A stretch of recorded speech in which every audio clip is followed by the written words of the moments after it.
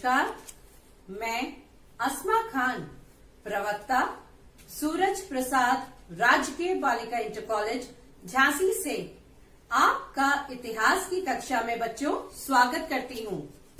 तो आज बच्चों हम लोग पढ़ेंगे कक्षा 11 के छठे अध्याय को। छठा अध्याय हमारा कौन सा है? 3 वर्ग। आज बच्चों हम लोग पढ़ने जा रहे हैं इसके पहले भाग को। इसके पूर्व वाले अध्याय 5 में हमने यायावर साम्राज्य के बारे में पढ़ा था, जिसमें हमने मंगोलों के सामाजिक एवं राजनीतिक जीवन की पृष्ठभूमि के बारे में पढ़ा। इसी अध्याय में मंगोलों के सबसे प्रमुख शासक चंगेज खान के बारे में हमने पढ़ा। याद आ रहा है बच्चों? और इसी के साथ साथ मंगोल शासक द्वारा विनाश के आकलन को जाना और शासन के बारे में भी पढ़ा कि किस तरह इनका शासन बहुजातीय, बहुधार्मिक एवं बहुभाषीय था। तो बच्चों, अब इसी क्रम में हम आज के अध्याय 6 यानी कि 3 वर्ग के बारे में पढ़ेंगे और समझेंगे। तो आइए बच्चों, हम अध्याय के उद्देश्य को देख लें। सबसे पहले अध्याय के इस भाग की समाप्ति के पश्चात आप सभी छात्र व छात्राएं निम्नलिखित बातों को समझेंगे। वे कौन सी है? सामंतवाद को समझने का हम प्रयास करेंगे, 3 वर्गों की भूमिका जानेंगे, अभिजात वर्ग के बारे में जानकारी करेंगे कि वो क्या था और उसने क्या किया। मेनर एवं नाइट की स्थिति के बारे में भी हम जानकारी हासिल करेंगे। प्रथम वर्ग यानी कि पादरी की महत्वपूर्ण भूमिका कैसे थी और क्या थी। भिक्षु एवं चर्च और समाज की स्थिति के बारे में भी हम जानने का प्रयास करेंगे। तो बच्चों, आइए अब हम समझते हैं कि आखिर ये सामंतवाद है क्या। तो बच्चों, सामंतवाद एक विशेष तरह की शासन प्रणाली थी जो कि मध्यकाल में यूरोप में पनपी थी।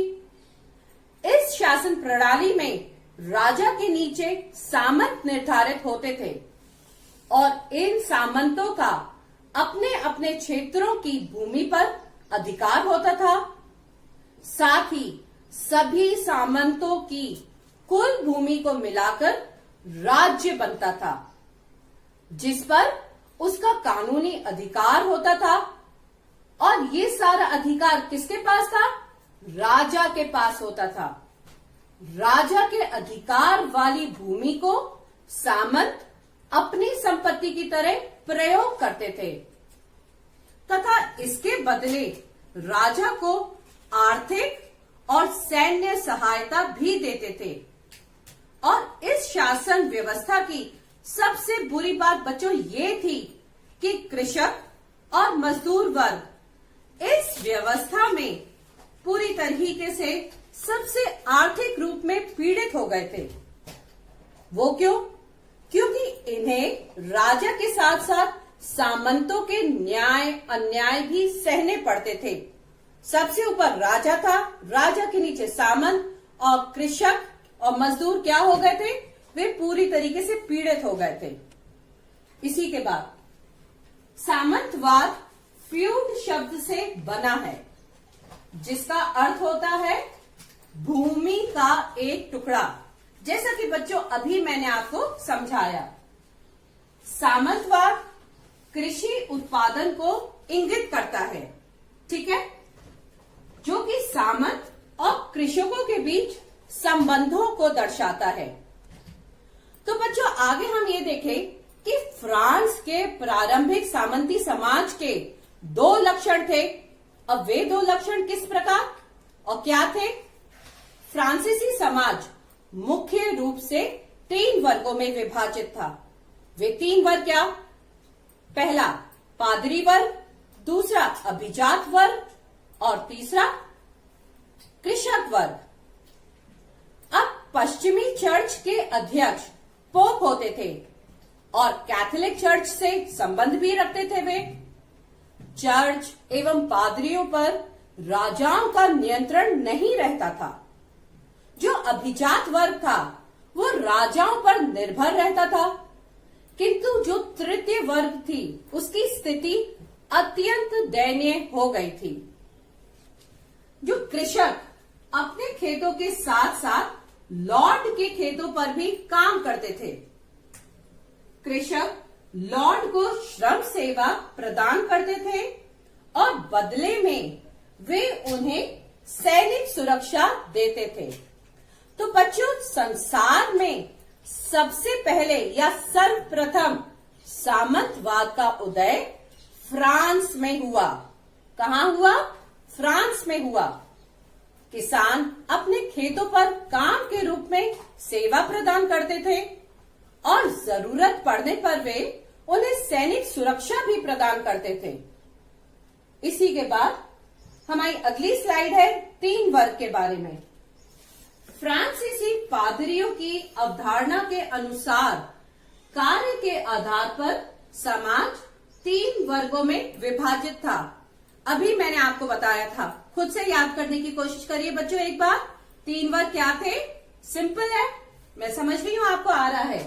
प्रथम वर्ग पादरी, द्वितीय वर्ग अभिजात और तृतीय वर्ग कृषक। तो बच्चों, यहां वर्ग क्रम में कुछ प्रार्थना करते थे। कैसे? पादरी वर्ग हो गया जो प्रार्थना करते थे, दूसरे लड़ते थे एवं शेष अन्य कार्य करते थे। और इस तरह समाज मुख्य रूप से 3 वर्गों में विभाजित हो गया था। तो बच्चों, अभी आपने जाना 3 वर्गों के बारे में। 3 वर्ग, पादरी वर्ग, अभिजात वर्ग और कृषक वर्ग। अब ये 3 वर्गों में विभाजित हुए क्यों? ये इसलिए हुए, वैसलेज प्रथा के कारण हुए। वैसलेज प्रथा। अब इन 3 वर्गों में पादरियों ने स्वयं को प्रथम वर्ग में रखा, अभिजात को दूसरे वर्ग में रखा, परंतु वास्तव में सामाजिक प्रक्रिया में अभिजात वर्ग की महत्वपूर्ण भूमिका थी। ऐसा भूमि पर उनके नियंत्रण के कारण हुआ। तो ये आपको समझ में आया, वैसलेज प्रथा के कारण हुआ। अब फ्रांस के शासकों का लोगों से जुड़ाव एक प्रथा के कारण था, जिसे हम कैसे समझते हैं? वैसलेज प्रथा के रूप में समझते हैं। और ये प्रथा जर्मन मूल के लोगों, जिसमें फ्रैंक लोग भी थे, और एक समान रूप से ये विद्यमान थी। बड़े भूमि स्वामी और अभिजात वर्ग राजा के अधीन होते थे, जबकि कृषक भूस्वामियों के अधीन होते थे। अभिजात वर्ग राजा को अपना स्वामी, सेन्योर या लॉर्ड मान लेते थे। अब क्या था कि वे आपस में वचनबद्ध होते थे, सेन्योर या लॉर्ड। अब लॉर्ड एक ऐसे शब्द से निकला जिसका क्या अर्थ था बच्चों? रोटी देने वाला। और सेन्योर क्या मतलब? दास या वैसल की रक्षा करता था। तो ये आप समझिए बच्चों। इन संबंधों में व्यापक रीति रिवाजों और शपथों का विनिमय शामिल था। अब जो चर्च में बाइबल की शपथ लेकर की जाती थी, इस समारोह में दास को उस भूमि के प्रतीक के रूप में देखा जा सकता था, जो कि उसके मालिक द्वारा एक लिखित अधिकार पत्र के रूप में दिया जाता था। तो इसके आगे बच्चों हम देखें अभिजात वर्ग। अभिजात वर्ग क्या? अभिजात वर्ग को कुछ विशेष अधिकार प्राप्त थे। अब अभिजात वर्ग के विशेष अधिकार किस प्रकार थे बच्चों? संपत्ति पर पूर्ण अधिकार था उनका। वे अपनी सैन्य क्षमता को बढ़ा सकते थे। उनका स्वयं का न्यायालय लगा सकते थे वे। साथ ही वे अपनी मुद्रा भी प्रचलित कर सकते थे। वे अपनी भूमि पर बसे सभी व्यक्तियों के मालिक थे। वे विस्तृत क्षेत्रों के भी स्वामी थे। अब जिसमें उनके घर, उनके निजी खेत, जोत व चारागाह और उनके आसामी कृषक माने कि टेनेंट या जो फार्मर होते थे ना, पीजेंट जिसे कहते थे, वे घर और खेत होते थे। उनका घर मेनर कहलाता था। ये शब्द जो मेनर है बच्चों हम लोग विस्तृत रूप में अगली स्लाइड में पढ़ेंगे। तो उनका घर मेनर कहलाता था। उनकी व्यक्तिगत भूमि कृषकों द्वारा जोती जाती थी, जिनको आवश्यकता पड़ने पर युद्ध के समय में पैदल सैनिकों के रूप में कार्य करना पड़ता था और साथ ही साथ अपने खेतों पर भी वे काम करना पड़ता था। तो ऐसे आप समझे कि वे दो तरीके से काम में आते थे। इसी के साथ जैसा कि अभी मैंने आपको जो शब्द बताया था मेनर, उसको हम समझे मेनर की जागीर। लॉर्ड का अपना मेनर भवन होता था। मेनर अपने घरों की संख्या कम से कम 12 और अधिक से अधिक 60 होती थी। अब बच्चों, ये प्रतिदिन के उपभोग की प्रत्येक वस्तु जागीर पर मिलती थी। अब ये थोड़ा सा आप ये पिक्चर जो मैंने रखी है स्लाइड के पास, ये देखिए, इसी में ये बीच में मेनर का घर होता था। इसी के आसपास में चर्च या जिसे गिरजाघर कहते हैं हम, वो होता था, फोर्ट होता था, तालाब होता था। ये सारे आसपास के उसके क्षेत्र आप देख सकते हैं। अब अनाज खेतों में उगाए जाते थे। लोहार और बढ़ई औजारों की देखभाल और मरम्मत भी करते थे, जबकि राजमिस्त्री उनकी इमारतों की देखभाल करते थे। औरतें क्या करती थी? औरतें वस्त्र काटती थी, बुनती थी। और बच्चे क्या करते थे? बच्चे लॉर्ड की मदिरा संपीड़ित में कार्य करते थे। अब इनकी जागीरों में बड़े बड़े जंगल होते थे, जहां लॉर्ड क्या करेंगे? शिकार करते थे। तो ये था बच्चों मेनर का किस तरीके का भवन था, जो आप समझ गए, और आसपास के क्षेत्र क्या क्या वो रखते थे। इसी के साथ इन भवनों की सुरक्षा के लिए एक चर्च और एक दुर्ग हुआ करता था। अभी मैंने आपको दिखाया था वो। कुछ जो दुर्गों को बड़ा बनाया जाने लगा, जिससे कि वह नाइट के परिवार का निवास स्थान बन सके। इसमें बच्चों नोट करिएगा, ये शब्द आता है नाइट। इसको अभी हम अगली स्लाइड में अच्छे डिटेल में पढ़ेंगे। मेनर कभी भी आत्मनिर्भर नहीं हो सकते थे। अब मेनर आत्मनिर्भर क्यों नहीं हो सकते थे, ये भी जान ले बच्चों हम।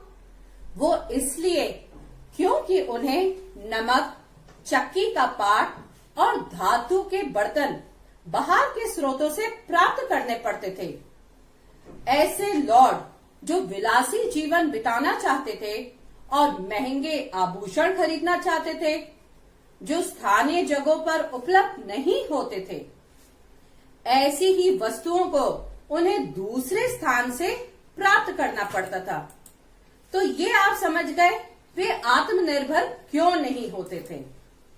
इसी के साथ अभी मैंने आपको बताया था नाइट के बारे में। अब हम पढ़ते हैं नाइट। स्थानीय युद्ध होते हुए तो एक नए वर्ग को बढ़ावा मिला, जिसे क्या कहा गया?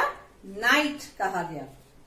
वे लॉर्ड से उसी प्रकार संबद्ध थे जिस प्रकार लॉर्ड राजा से था। समझ गए? लॉर्ड राजा से था और नाइट लॉर्ड से था। लॉर्ड ने नाइट को भूमि का एक भाग दिया, जिसे क्या कहा गया? फीफ कहा गया। अब लॉर्ड ने नाइट को भूमि का एक भाग दिया, वो भाग आपने समझ लिया, फीफ कहते थे। और उसकी रक्षा करने का वचन दिया और फीफ को उत्तराधिकार यानी कि हेरिडिटरी फॉर्म में पाया जा सकता था। ये 1000 से 2000 एकड़ या उससे अधिक में फैली हुई हो सकती थी, जिसमें कौन रहता था?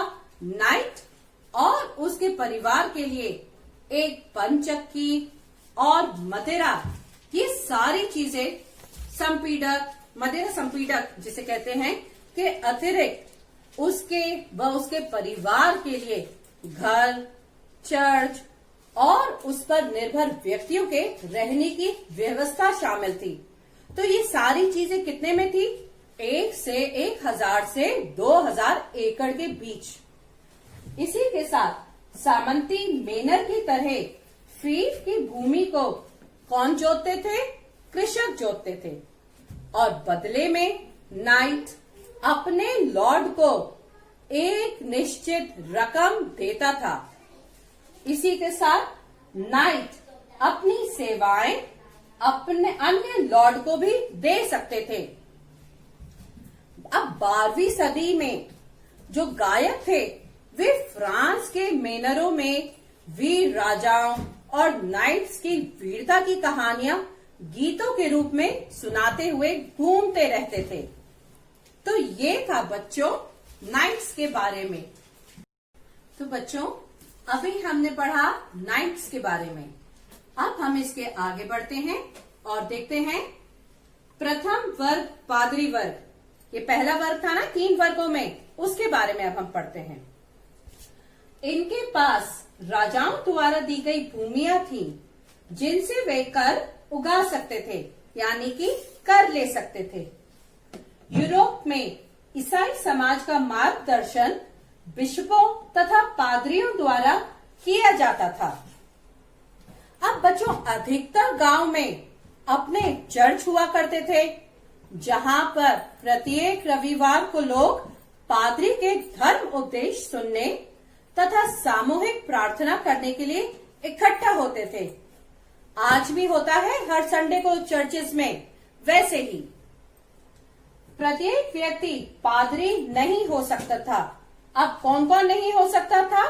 जैसे कि कृषक, दास, इन पर प्रतिबंध था। साथ ही शारीरिक रूप से बाधित व्यक्तियों पर भी प्रतिबंध था और स्त्रियों पर भी प्रतिबंध था। तो ये सारे लोग नहीं हो सकते थे पादरी। जो पुरुष पादरी बनते थे वे शादी नहीं कर सकते थे और धर्म के क्षेत्र में बिशप अभिजात माने जाते थे।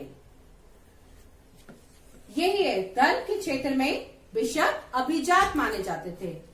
पादरियों के पास भी लॉर्ड की तरह बड़ी बड़ी जागीर थी। चर्च को 1 वर्ष के अंदर कृषक से उसकी उपज का कितना भाग? 10वां भाग लेने का अधिकार था और उपज के इस 10वें भाग को क्या कहते थे? टीथ कहते थे। ईश्वर के लिए लॉर्ड शब्द का प्रयोग, जिसके द्वारा सामंती संस्कृति चर्च पे प्रवेश करने लगी। जैसा कि अभी मैंने बताया था, लॉर्ड पहले राजाओं के साथ जुड़ते थे, अब ये धीरे धीरे चर्च में भी प्रवेश करने लगी। कुछ विशेष अब हम पढ़ते हैं बच्चों, नेक्स्ट स्लाइड, वो है भिक्षु। कुछ विशेष श्रद्धालु ईसाइयों की एक दूसरी संस्था थी। अब अत्यधिक धार्मिक व्यक्ति जो पादरियों के विपरीत थे, ये बहुत ही ऑर्थोडॉक्स थे बच्चों। ये धार्मिक समुदायों में रहते थे, जिन्हें क्या कहते थे? एबी या मॉनेस्ट्री मठ कहते थे। मॉनेस्ट्री शब्द, ये शब्द मॉनेस्ट्री, ये ग्रीक शब्द है बच्चों, जिसका अर्थ क्या था? एकांत में रहना। अब मॉनेस्ट्री मठ, 2 तरीके के मठ के बारे में हम थोड़ा सा जान लें। सेंट बेनेडिक्ट मठ और क्लूनी मठ। अब बेनेडिक्ट मठों में भिक्षुओं के लिए एक हस्तलिखित पुस्तक होती थी, जिसमें नियमों के 73 अध्याय थे और इसका पालन भिक्षुओं द्वारा कई सदियों तक किया जाता था। इसमें कुछ नियम इस तरह थे। अब नियम कैसे? जैसे कि भिक्षुओं को बोलने की आज्ञा कभी कभी दी जानी चाहिए। विनम्रता का अर्थ आज्ञा पालन, भिक्षु को निजी संपत्तियां नहीं रखना चाहिए इत्यादि।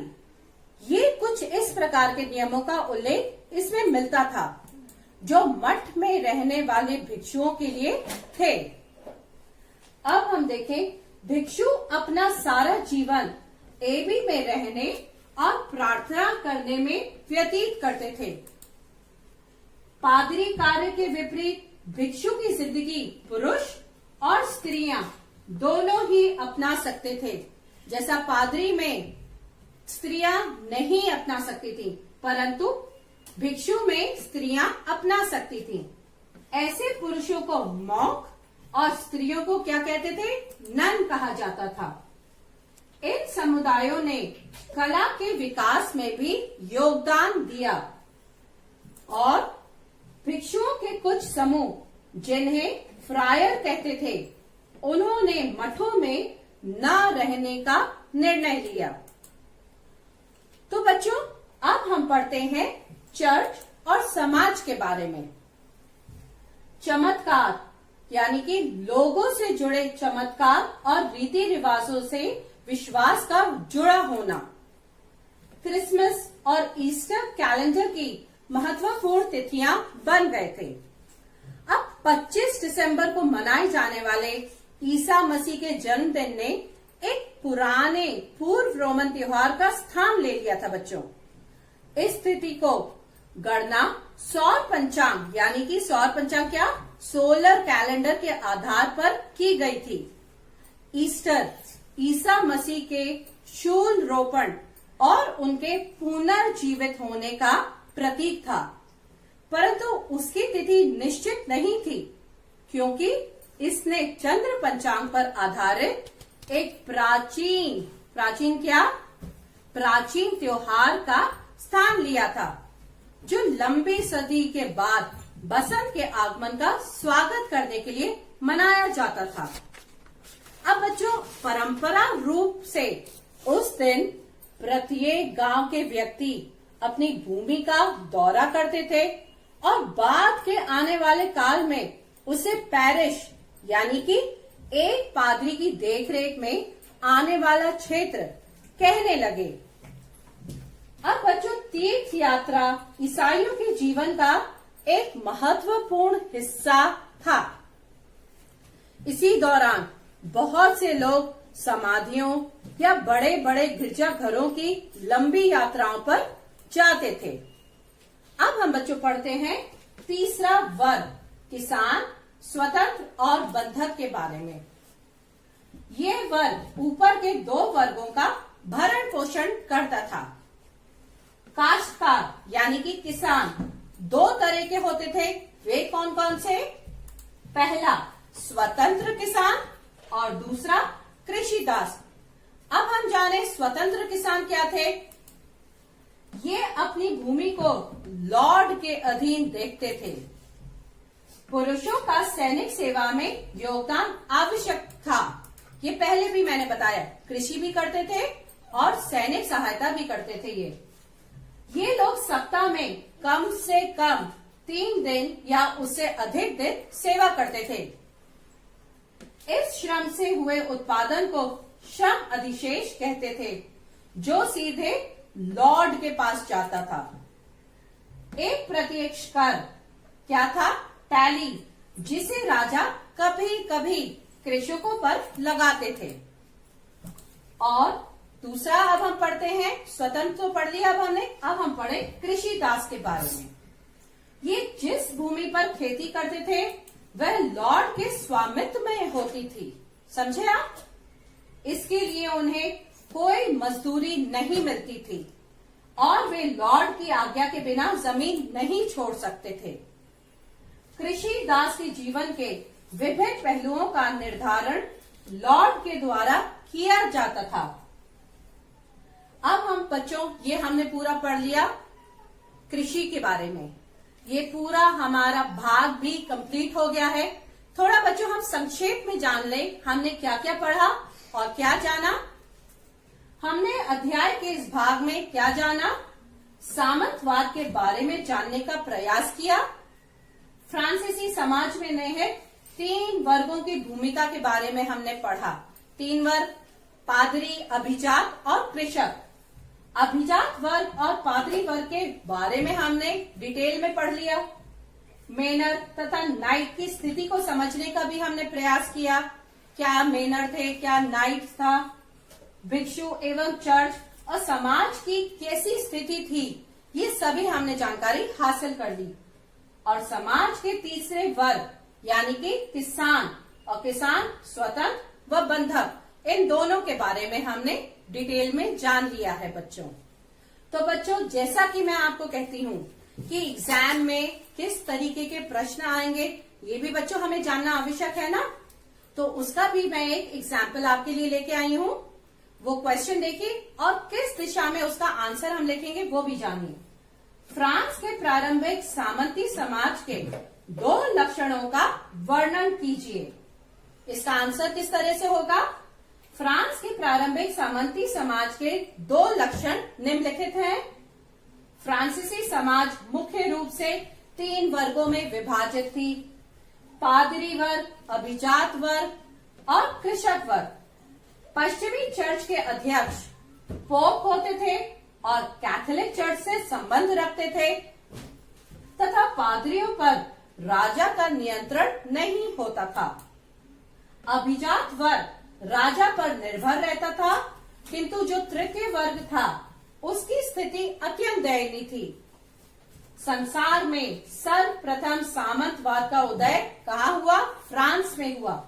और किसान अपने खेतों पर काम के रूप में सेवा प्रदान करते थे और जरूरत पड़ने में वे लोग सैनिक सुरक्षा भी प्रदान करते थे। तो बच्चों, ये आपने जान लिया कि किस तरह से प्रश्न आएंगे। अब हम निष्कर्ष जान ले हमने क्या सीखा है इससे।